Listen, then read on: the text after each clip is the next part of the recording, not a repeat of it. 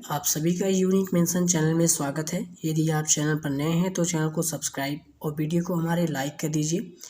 इस वीडियो में हम बात करेंगे ब्रिटिश का दक्षिण भारत में विस्तार के बारे में। इसके पहले वाली वीडियो में हमने बात किया था ब्रिटिश ईस्ट इंडिया कंपनी की जो आगमन की कब भारत आई थी और भारत में इसकी कंपनी का जो पहला केंद्र कहाँ पर खुला था और इसकी स्थापना कब हुई थी, इन सभी के बारे में इसके पहले वाली वीडियो में हमने बात किया था। यदि आपने वो वीडियो नहीं देखा है तो जाकर उस वीडियो को देख सकते हैं प्लेलिस्ट में।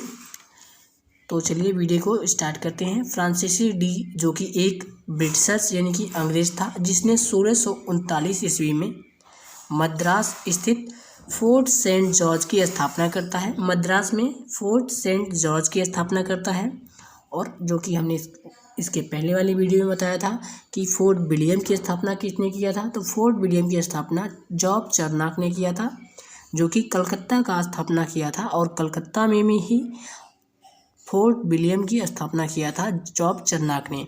और फ्रांसीसी जो कि इसका नाम फ्रांसीसी डी है और ये मद्रास में फोर्ट सेंट जॉर्ज की स्थापना करता है 1639 ईस्वी में। 1639 ईस्वी में फ्रांसीसी डी ने जो कि चंद्रगिरी के राजा से मद्रास लिया था, उसके बाद इसकी स्थापना करता है। आगे देखेंगे 1661 ईस्वी में ब्रिटेन के राजकुमार चार्ल्स प्रथम और पुर्तगाल राजकुमारी कैथरीन ऑफ ब्रेगेंजा का विवाह होता है, जिसमें जो है दहेज के रूप में बॉम्बे है यानी मुंबई, वर्तमान में मुंबई है, उसे ब्रिटेन को मिलता है। यानी कि पुर्तगाली राजकुमारी कैथरीन ऑफ ब्रेगेंजा थी। इनके पिता ने राजकुमार चार्ल्स प्रथम को दहेज में बॉम्बे गिफ्ट किया था, जिसे जो वहाँ के ब्रिटेन के राजा ने इसे लिया था। यानी कि राजकुमार चार्ल्स प्रथम को बॉम्बे गिफ्ट किया था 1661 ईस्वी में। तो ब्रिटेन के जो राजा थे वो बॉम्बे को 1668 ईस्वी में ईस्ट इंडिया कंपनी को जो दे देते हैं 10 पाउंड किराए पर। यानी कि जो वहाँ की ब्रिटेन की कंपनी थी ईस्ट इंडिया कंपनी, उसके वहाँ के राजा जो थे उन्हें 10 पाउंड पर वार्षिक किराए पर दे देते हैं 1668 ईस्वी में मुंबई को। जिसके बाद जो है गोराल्ड ओगियर यानी कि एगियर द्वारा मुंबई की स्थापना की जाती है, गोराल्ड एगियर के द्वारा। और 1687 ईस्वी में सूरत के स्थान पर मुंबई को केंद्र बना लेते हैं। यानी कि इन्हें 1668 ईस्वी में प्राप्त होता है और 87 ईस्वी में सूरत से मुंबई को अपना केंद्र बना लेते हैं। इनका जो पहले सूरत में केंद्र था उससे हटाकर ये मुंबई में कर लेते हैं। जो है अंग्रेज के बारे में ये टॉपिक आज का यहाँ पर जो है ख़त्म होता है। अब इसके बारे में हम महत्वपूर्ण प्रश्नों को देखेंगे तो यहाँ से कौन कौन से जो है प्रश्न बनते हैं।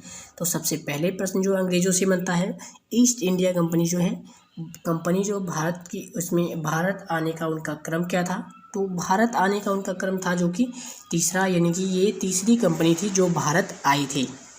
भारत ये लोग जो है 1608 ईस्वी में भारत आते हैं।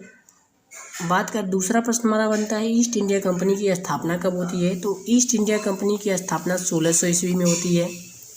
1600 ईस्वी में जब इस कंपनी की, हमारा तीसरा प्रश्न बनता है कि जब इस कंपनी की स्थापना होती है उस टाइम पे जो है भारत में राजा कौन थे और या फिर ब्रिटेन में राजा कौन थे, तो भारत में जो है अकबर का शासन चल रहा था उस टाइम पे और ब्रिटेन में जो है वहाँ का जो ब्रिटेन का शासक थी तो महारानी एलिजाबेथ ब्रिटेन की शासक थी जब इस कंपनी की स्थापना होती है। हमारा अगला प्रश्न बनता है कि जो यहाँ पर जो पहला अंग्रेज अधिकारी था, जो पहला ब्रिटिश अधिकारी था अंग्रेज जो कि मुगल दरबार में पहुँचा था, तो उसका नाम क्या था, तो उसका नाम कैप्टन हॉकिंस था, जिसने जो है सूरत में फैक्ट्री खोलने की अनुमति लेता है जहांगीर के द्वारा। और हमारा अगला प्रश्न बनता है कि दूसरा अंग्रेज अधिकारी कौन था जो कि जहांगीर से मिलने गया था, तो दूसरा अधिकारी जो था टॉमस रो था, जिसने जो है पूरे भारत में फैक्ट्री खोलने की सूरत के साथ साथ पूरे भारत में फैक्ट्री खोलने की अनुमति लेता है, जो कि 1617 ईस्वी में गया था। पहला जो गया था वो 1613 ईस्वी सूरत में फैक्ट्री खोलता है और दूसरा यानी कि टॉमस रो जाता है 1617 ईस्वी में, वो पूरे भारत में फैक्ट्री खोलने की अनुमति लेता है। अगला प्रश्न हमारा यहाँ से बनता है कि जो बंगाल में अंग्रेज़ों की पहली फैक्ट्री कहाँ खुली, तो बंगाल में उनकी पहली फैक्ट्री हुगली में खुलती है। और अगला प्रश्न बनता है, अंग्रेजों को स्वर्ण फरमान किसने जारी किया था? तो स्वर्ण फरमान गोलकुंडा के शासक के द्वारा जो है स्वर्ण फरमान जारी किया गया था। फिर उसके बाद हमारा प्रश्न बनता है कि अंग्रेजों को शाही फरमान किसने जारी किया? तो शाही फरमान जो है मुगल के शासक द्वारा बंगाल और सूरत में सालाना जो वार्षिक कर के रूप में और मुंबई में चलाए गए अंग्रेजों के द्वारा चलाए गए सिक्कों को मान्यता प्रदान करना, ये फर्रुखसियर मुगल शासक फर्रुखसियर के द्वारा शाही फरमान को जारी किया जाता है। और अगला प्रश्न हमारा है, मद्रास में फोर्ट सेंट जॉर्ज की स्थापना कब की गई थी? तो मद्रास में फोर्ट जो सेंट जॉर्ज है उसकी स्थापना हमने आपको बताया कि 1639 ईस्वी में की गई थी और फ्रांसीसी डी के द्वारा। और अगला हमारा प्रश्न बनता है कि फोर्ट विलियम की स्थापना किसने की थी? तो जॉब चरनाक ने फोर्ट विलियम की स्थापना किया था। और अंग्रेजों को जो है पूछा, जो हमारा प्रश्न यहाँ से एक बनता है कि अंग्रेजों ने मुंबई को अपना केंद्र कब बनाया? तो अंग्रेजों को जो है मुंबई 1668 ईस्वी में प्राप्त होता है, लेकिन वो जो है मुंबई को अपना केंद्र 1687 ईस्वी में बनाते हैं। तो आज का जो हमारा टॉपिक यहाँ से क्लियर हो चुका है ब्रिटिशर्स के बारे में। अब हम देखेंगे डेनिश कंपनी के बारे में। डेनिश कंपनी के बारे में कुछ महत्वपूर्ण देखेंगे। तो यहाँ से जो है हमारा महत्वपूर्ण प्रश्न उतना नहीं बनता है, लेकिन हम इसे जो है एक नज़र देख लेते हैं। यह जो है डेनमार्क की कंपनी थी।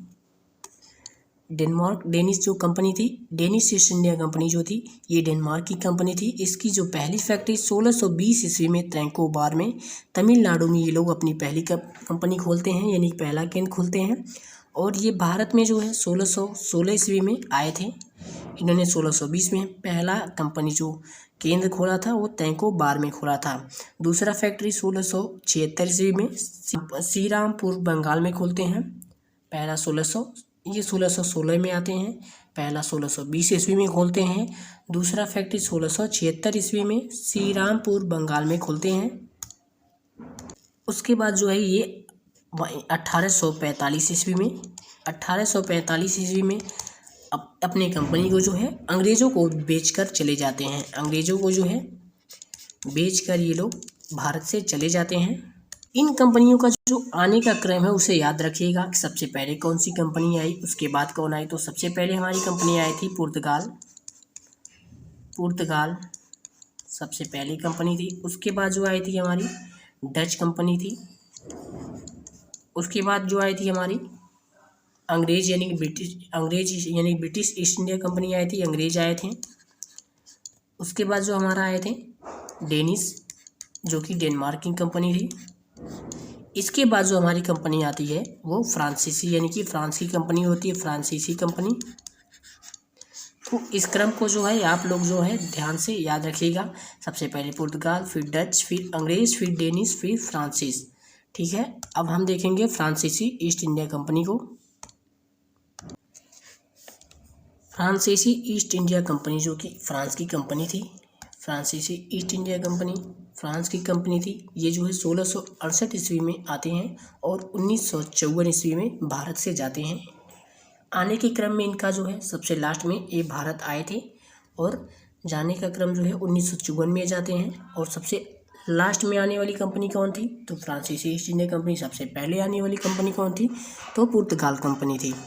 फ्रांसीसी ईस्ट इंडिया कंपनी की स्थापना जो होती है 1664 ईस्वी में होती है, लेकिन भारत जो है 1668 ईस्वी में ये लोग आते हैं। फ्रांसीसी ईस्ट इंडिया कंपनी भारत 1668 ईस्वी में आई थी।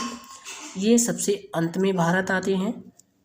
आगे देखेंगे, ये कंपनी जो है पूर्णतः सरकारी थी। ये पूर्णतः पूर्ण रूप से सरकारी थी। जो हमारी डच वो अर्ध सरकारी थी, लेकिन ब्रिटिश जो कंपनी थी उसमें जो है 24 लोग सबसे बड़े जो कि सबसे बड़े व्यापारी थे उसे ब्रिटिश ईस्ट इंडिया कंपनी को चलाते थे। लेकिन जो हमारी ये फ्रांसीसी ईस्ट इंडिया कंपनी है इसे पूर्ण रूप से ये सरकारी है। जिस समय इस कंपनी की स्थापना होती है उस समय फ्रांस के राजा जो है लुई 14 थे।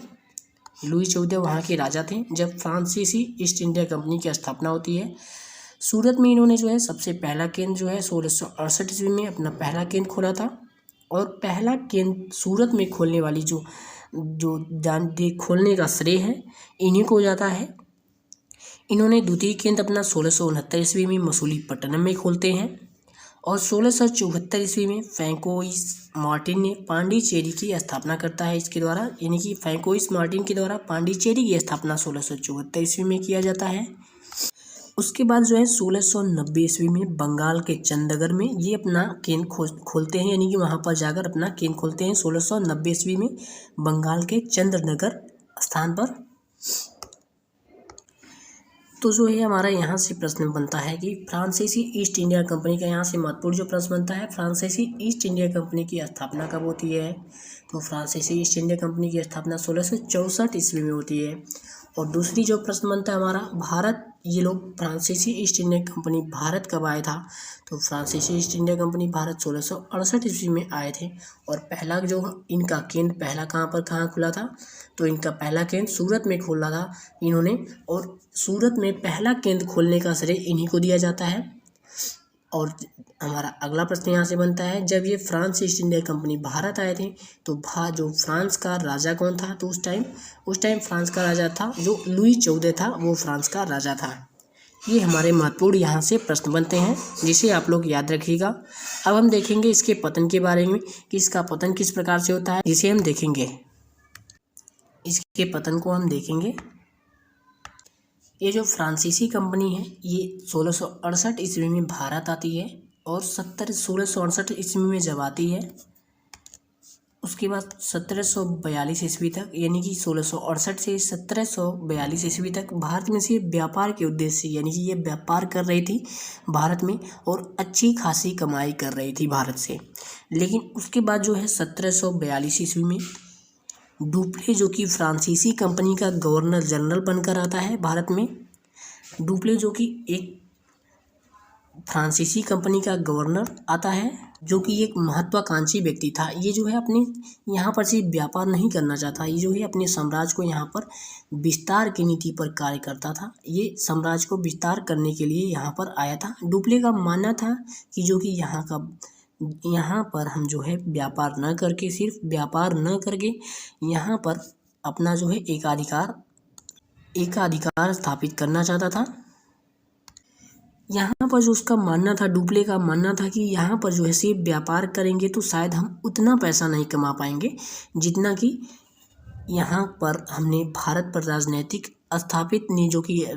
नियंत्रण यदि हमने स्थापित कर लिया तो यहाँ पर व्यापार का एक अधिकार जो है मिल जाएगा, यानी कि व्यापार करने का एक अधिकार मिल जाएगा, ना कोई कर देना रहेगा और ना हम पे कोई शासन करेगा दूसरे देश की कंपनियों को यहाँ से, जिसके कारण हम भगा सकेंगे। और न सिर्फ यहाँ पर हमारा व्यापार होगा बल्कि हमें यहाँ से अच्छी खासी कमाई भी प्राप्त होगी।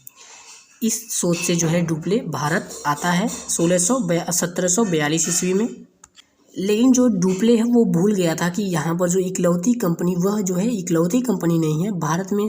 यहाँ पर पहले से पुर्तगाली, डचेस और ब्रिटिशर्स यहाँ पे कंपनी थी, जो कि ब्रिटिशर्स ही, जो ब्रिटिश ईस्ट इंडिया कंपनी थी, यहाँ पर शाही फरमान जिसे मिल चुका था और व्यापार में भी अच्छी खासी जो है ब्रिटिश ईस्ट इंडिया कंपनी चल रही थी, व्यापार भी उनका अच्छा खासा चल रहा था। यह जो है डुप्ले भूल चुका था। इसने जो है डुप्ले आता है तो उसके बाद जो है फूट डालो और राज करो की नीति को ये शुरू करता है डुप्ले, जो कि फ्रांसीसी का गवर्नर होता है। फूट डालो और राज करो की नीति को अपनाता है। ये भारत में सहायक संधि शुरू करने वाला पहला व्यक्ति था डुप्ले। भारत में सहायक संधि शुरू करने वाला, भारत में जो सहायक संधि है उसे शुरू करने वाला पहला व्यक्ति था डुप्ले। सहायक संधि क्या है, तो सहायक संधि देख सकते हैं कि जैसे कि हम यहाँ पर एक प्रॉब्लम था, भारत में एक दिक्कत थी कि जो भारत है यहाँ पर, ये भारत कई छोटे छोटे राज्यों में हमारा विभाजित हो चुका था और एक राज्य के शासक दूसरे राज्य पर शासन करने के लिए एक दूसरे से लड़ाई कर रहे थे। झगड़े जो है, यानी कि अनेक राज्यों के बीच, इन सभी राज्यों के बीच झगड़े चल रहे थे, जिसे जो है डुप्ले अच्छी तरह से समझ गया था। उसने जो है इन्हीं के बीच फूट डालो और राज करो की नीति को अपनाता है, शुरू करता है। और वो जो है एक राजा के पास जाता है, यानी कि एक राज्य के राजा के पास जाता है और उनसे कहता है कि हमें आप कुछ पैसे दे दो, जिससे हम आपकी सैनिक सहायता मदद करेंगे, यानी कि सैन्य सहायक की मदद हम आपको करेंगे, जिससे आप इस दूसरे राज्य पर जो है कब्जा कर सकेंगे। आप सिर्फ हमें कुछ पैसे दे दो। ये जो है इस नीति को अपनाता है, इसी को जो है सहायक संधि कहते हैं, यानी कि किसी राजा के पास जाता है, उनसे कहता है कि हमें आप कुछ पैसे दे दो जिससे हम आपकी जो सहायता करेंगे, सैनिक सहायता करेंगे, जिससे आप दूसरे राज्य पर कब्जा कर सकेंगे। इसी का ये जो है फ़ायदा उठाता है। तो सहायक संधि शुरू करने वाला जो पहला व्यक्ति था डुप्ले था, लेकिन इसे जो है अच्छी तरीके से क्रियान्वयन जो है अच्छे तरीके से चलाने वाला इसे लॉर्ड वेलेस्ली को दिया जाता है इसका श्रेय। यानी कि लॉर्ड वेलेस्ली जो है इसका सही क्रम से जो है विस्तार करता है इसके बारे में, इस सहायक संधि का सही से उपयोग करता है भारत में, लेकिन शुरू करने वाला जो है डुप्ले था। अब हम देखेंगे जो कि कर्नाटक युद्ध को, जो कि अंग्रेज और फ्रांस के बीच होता है, फ्रांसीसियों के बीच होता है, जो कि कर्नाटक 3 प्रमुख कर्नाटक युद्ध होते हैं, उसे हम देखेंगे। तो देख सकते हैं सबसे पहला जो प्रथम कर्नाटक युद्ध होता है वो 1746 ईस्वी में होता है। 1746 से 1748 ईस्वी में होता है। ये जो है अंग्रेज़ों और फ्रांसीसियों के बीच होता है 1746 से 1748 के बीच। प्रथम कर्नाटक युद्ध हमारा प्रश्न पूछता है कि प्रथम कर्नाटक युद्ध किसके बीच हुआ था या फिर कर्नाटक युद्ध किसके बीच हुआ था। तो जो जितने भी कर्नाटक युद्ध हैं वो फ्रांसीसियों और अंग्रेज़ों के बीच होता है। और पहला कौन सा है, तो पहला 1746 से 1748 ईस्वी के बीच होता है। इसका कारण क्या था, तो इसका कारण जो है ऑस्ट्रिया के उत्तराधिकारी के युद्ध जो है इसका कारण था, और इसका जो परिणाम था आक्सा ला सैपेल की संधि, इसकी जो परिणाम थे। तो यह जो युद्ध शुरू हुआ था ये जो है यूरोप में ऑस्ट्रिया के उत्तराधिकार के लिए फ्रांसीसियों और अंग्रेज़ों के बीच होता था। यानी कि जैसे कि जो फ्रांसीसी थे वो भी यूरोप के थे और अंग्रेज़ भी यूरोप के थे। जब वहाँ पर यूरोप में इन दोनों के बीच युद्ध होता था तो ये लोग भारत में भी युद्ध करना प्रारंभ कर देते थे। और ये जो है चाइना में भी इनके जो कुछ कर्मी थे, यानी कि उनका केंद्र था, कंपनी का केंद्र था चाइना में और अन्य पूर्वी देशों में था। तो यदि जो इनका जो युद्ध है एक जगह स्टार्ट हो जाता तो ये सभी जगह युद्ध करने चालू कर देते थे। यानी कि ऑस्ट्रिया के उत्तराधिकार के लिए जो है इन दोनों के बीच युद्ध होता है तो ये लोग भारत में भी शुरू कर देते हैं। इसमें जो है एक प्रमुख युद्ध है, यहाँ से हमारा प्रश्न पूछता है कि सेंट थॉम की लड़ाई कब हुई थी। इसे जो है आप लोग याद करिएगा, सेंट थॉम की लड़ाई या अड्यार की लड़ाई 1746 ईस्वी में होता है। और ये किससे संबंधित है ये पूछता है। तो ये जो हमारा प्रथम कर्नाटक युद्ध से संबंधित है, सेंट थॉम की लड़ाई। कैप्टन जो पैराडाइज है ये फ्रांस की तरफ से होता है और अलाउद्दीन कर्नाटक की तरफ से होता है। डुप्ले बनाम मोर्स, ये डुप्ले और मोर्स के बीच ये युद्ध होता है, प्रथम कर्नाटक युद्ध। दूसरा हमारा है द्वितीय कर्नाटक युद्ध 1749 से 1754 ईस्वी तक चलता है। इसका कारण क्या था, तो इसका कारण हैदराबाद और कर्नाटक के विवादास्पद उत्तराधिकारी के मुद्दे पर था। इसमें जो है इसकी संधि किस प्रकार से, यानी कि इसके परिणाम क्या थे, तो पांडिचेरी की इसकी संधि होती है। इसमें जो है प्रमुख था अंबार की लड़ाई जो कि 1749 ईस्वी में हुआ था। और डुप्ले की वापसी, गोडे या नया गवर्नर, इसमें देखते हैं हैदराबाद जो है, हैदराबाद के लिए नासिरगंज और मुजफ्फरगंज के बीच जो है युद्ध होता है। यानी कि हैदराबाद पर नासिरगंज जो जंग होता है ये कहता है कि हैदराबाद का शासक वो बनेगा, लेकिन मुजफ्फर जंग कहता है कि हैदराबाद का शासक वो बनेगा। इसी बीच इन दोनों के बीच युद्ध होता है। और कर्नाटक के लिए अलाउद्दीन कहता है कि कर्नाटक का शासक वो बनेगा और चंदा साहब जो हैं ये कहते हैं कि कर्नाटक के शासक वो बनेंगे। इन दोनों के बीच युद्ध होता है। तो नासिर जंग और अलाउद्दीन की तरफ से अंग्रेज़ लोग युद्ध करते हैं और मुजफ्फर जंग और चंदा साहब की तरफ से फ्रांसीसी लोग युद्ध करते हैं। तो इन दोनों की अंग्रेज़ और फ्रांस के बीच जो है द्वितीय कर्नाटक युद्ध होता है 1749 से 1754 तक। तीसरा जो कर्नाटक युद्ध होता है ये 1758 से 1763 ईस्वी तक होता है। सप्तवर्षीय युद्ध का भारत में विस्तार, यानी कि जो फ्रांसीसी और अंग्रेज़ों के बीच सप्तवर्षीय युद्ध होता है 1756 से 1763 तक। इसकी जो है संधि पेरिस की संधि के परिणाम इसके जो है पेरिस की संधि है। यहाँ पर जो है फ्रांस गवर्नर जो फ्रांसीसी गवर्नर लाली था, और वांडीवास का युद्ध 12 जनवरी 1760 ईस्वी को होता है। ये जो तृतीय कर्नाटक युद्ध से महत्वपूर्ण तथ्य हमारा ये है, इसे जो है याद रखिएगा कि प्रश्न पूछता है वांडीवास का युद्ध जो कि 12 जनवरी 1760 को लड़ा गया था, ये किस युद्ध से संबंधित है, किस कर्नाटक युद्ध से संबंधित है, तो तृतीय कर्नाटक युद्ध से संबंधित है वांडीवास का युद्ध। आयरकुट जो कि अंग्रेजों की तरफ से और लाली जो है फ्रांसीसियों की तरफ से था। तृतीय कर्नाटक का जो परिणाम होता है, पेरिस की संधि पर यह युद्ध समाप्त होता है। तो जितने भी तथ्य थे ये सभी हमने इस वीडियो में क्लियर कर दिया है, और आज का जो हमारा ये टॉपिक है समाप्त होता है। आपको यह वीडियो कैसा लगा? यदि वीडियो अच्छा लगा तो वीडियो को लाइक और हमारे चैनल को सब्सक्राइब कर दीजिए। इसी प्रकार की टॉपिक हमारे चैनल पर मिलती रहेगी। मिलेंगे नेक्स्ट वीडियो में, तब तक के लिए जय हिंद।